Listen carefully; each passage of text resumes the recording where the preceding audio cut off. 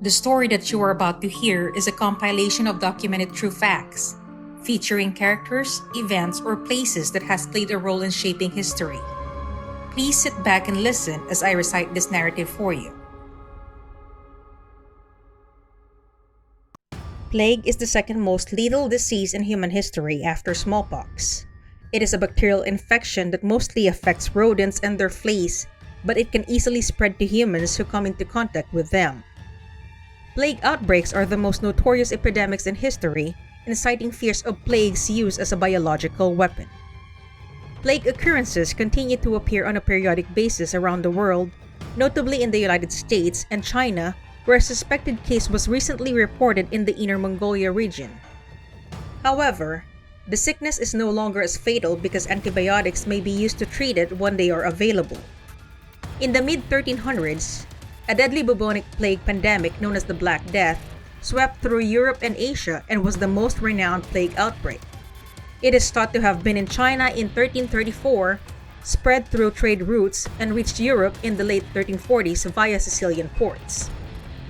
When 12 ships from the Black Sea docked at the Sicilian port of Messina in October 1347, the plague arrived in Europe. People gathering on the docks were greeted with a shocking surprise.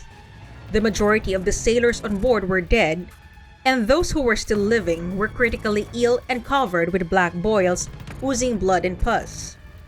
The fleet of death ships were hurriedly forced out of the harbor by Sicilian authorities, but it was too late. Approximately 25 million people died as a result of the plague, accounting for nearly a third of the continent's population. The Black Death lingered on for centuries, particularly in cities. Outbreaks included the Great Plague of London from 1665 to 66, in which 70,000 residents died. Many Europeans had heard rumors about a great pestilence that was wreaking havoc on the Near and Far East's trade routes even before the death ships arrived in Messina. Indeed, the plague had struck China, India, Persia, Syria, and Egypt in the early 1340s. Before the source of plague was determined, three well-known pandemics occurred. The Plague of Justinian, which began in 542 AD, was the first well-documented disaster. According to ancient historians, the pandemic, named after the Byzantine Emperor Justinian I, killed up to 10,000 people every day in Constantinople, which we now know as Istanbul, Turkey. Modern estimates indicate half of Europe's population, almost 100 million deaths, was wiped out before the plague subsided in the 700s. The Italian poet Giovanni Boccaccio wrote, "In men and women alike, at the beginning of the malady, certain swellings, either on the groin or under the armpits, waxed to the bigness of a common apple, others to the size of an egg, some more and some less, and this the vulgar name plague boils. This strange swelling oozed blood and pus, which was followed by a slew of other unpleasant symptoms: fever, chills, vomiting, diarrhea, excruciating aches and pains, and eventually death. The lymphatic system is attacked by the bubonic plague, which causes swelling in the lymph nodes. The infection might spread to the blood or lungs if left untreated. The Black Death was terrifyingly indiscriminately contagious. The mere touching of the clothes, wrote Boccaccio, appeared to itself to communicate the malady to the toucher. The disease was also extremely effective. People who were in perfect health when they went to bed could be dead the next morning.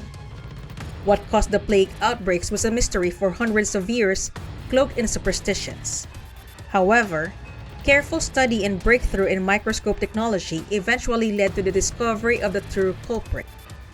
Alexander Yersin discovered the bacteria that causes plague, Yersinia pestis, in 1894. They understand that the bacillus spreads through the air as well as by the bites of infected fleas and rats. Both of these pests were common in medieval Europe, but they were especially at home aboard ships of all kinds, which is how the deadly epidemic spread from one European port city to the next. Yersinia pestis is a rod-shaped, extremely pathogenic bacteria. Y. pestis attacks its host immune system by injecting toxins into defense cells like macrophages, which are responsible for identifying bacterial infections. The germs can multiply freely once these cells are wiped out. Rats, mice, chipmunks, prairie dogs, rabbits, and squirrels are among the small mammals that harbors the bacteria. Y. pestis can circulate at low rates within rodent populations during an enzootic cycle, mostly undiscovered since it does not create an outbreak. During an episodic cycle, when the germs spread to other species, humans are at a higher risk of contracting plague bacteria. Because of their close proximity to humans in urban settings, rats have long been assumed to be the primary vector of plague outbreaks. Xenoxyla chiopis, a flea that lives on rats, has lately been proven to be the primary source of human plague infections. Fleas jump to a new host when rodents die from the plague, biting them and transferring Y. pestis. Transmission also occurs by handling tissue or blood from a plague-infected animal or inhalation of infected droplets. The most prevalent form of bubonic plague is marked by telltale buboes, which are painfully enlarged lymph nodes that occur in the groin, armpit, or neck. The skin lesions turn black, earning it the moniker Black Death during pandemics. Vomiting, nausea, and fever are among the first signs of this stage. The most virulent form of the plague, pneumonic plague, is an advanced stage of the disease that spreads to the lungs. During this stage, the disease is transmitted directly from one person to another via airborne particles coughed up by an infected person. Bubonic and pneumonic plague can proceed to septemic plague, which infects the bloodstreams if left untreated. Pneumonic and septemic plague kills nearly everyone it infects if left untreated. The Black Death spread quickly from Messina to the French port of Marseille to the North African port of Tunis.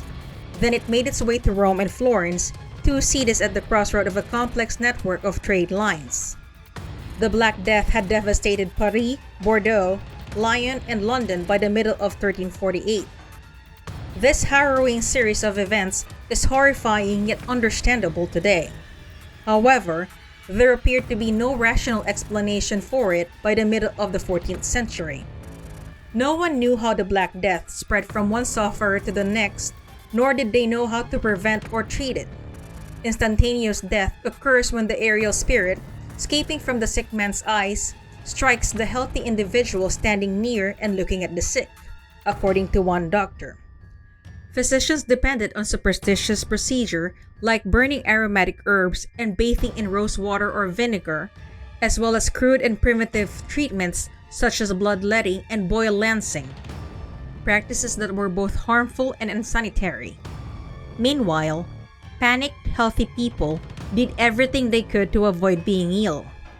Doctors refused to visit patients, priests refused to perform final rites, and store owners shut their doors. Many people fled the city for the countryside, but the sickness spread to cows, sheep, goats, pigs, and chickens as well as humans. The Black Death killed so many sheep that it resulted in a European wool shortage. Desperate to preserve themselves, many people even abandoned their sick and dying loved ones. Thus doing, Boccaccio wrote, each thought to secure immunity for himself. Many people believed the Black Death was a divine punishment, retribution for offenses against God such as avarice, blasphemy, heresy, immorality, and worldliness, because they didn't comprehend the biology of the disease. The only way to defeat the epidemic, according to this reasoning, was to obtain God's forgiveness. Some people believed that the best way to achieve this was to rid their communities of heretics and other troublemakers. Therefore, in 1348 and 1349, tens of thousands of Jews were killed. Some people reacted to the fear and uncertainty of the Black Death epidemic by attacking their neighbors, while others turned inward and worried about their own souls. Some upper-classmen joined processions of flagellants who wandered from town to town doing public acts of penance and punishment, such as beating themselves and one another with thick leather straps studded with jagged metal, while the locals watched. The flagellants performed this practice 3 times a day for 33½ days. Then, they would move on to the next town and begin the process over again. Though the flagellant movement brought some solace to those who felt impotent in the face of unfathomable sorrow, it quickly became a source of concern for the Pope, whose authority the flagellants had begun to usurp. The movement dissolved in the face of papal opposition. The plague never truly went away, and it reappeared years later with a vengeance.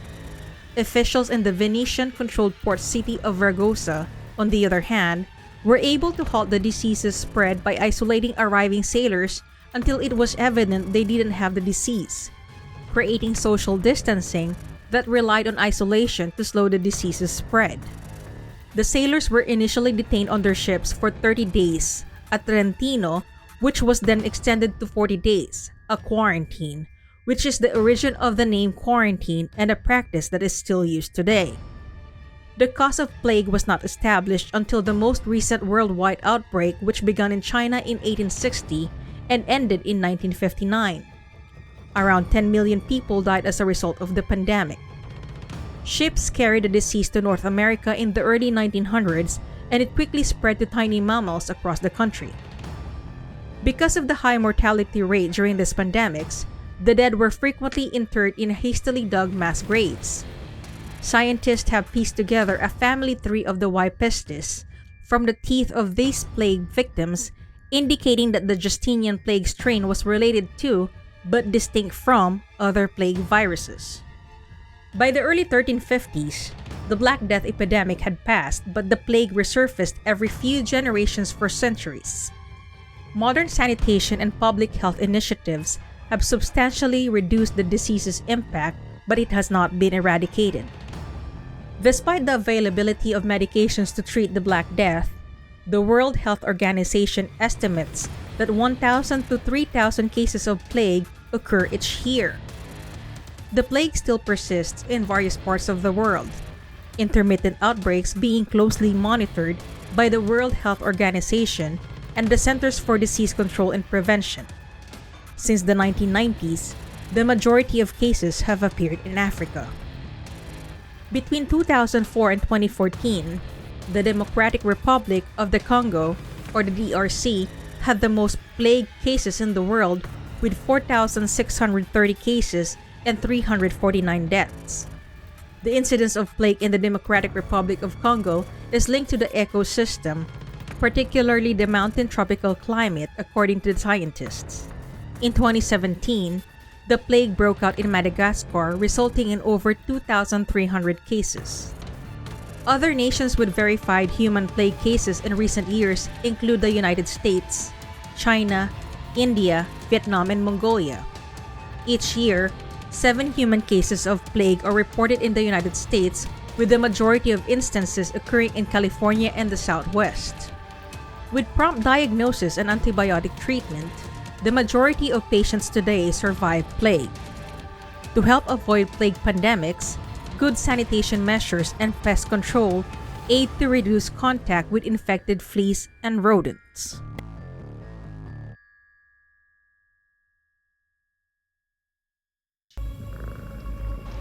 Hey everyone, I just wanted to say that I am incredibly grateful that you took time out of your schedule to listen to my narration. This is Nikki of Twysted Mind, wishing you a great rest of your day. Salamat.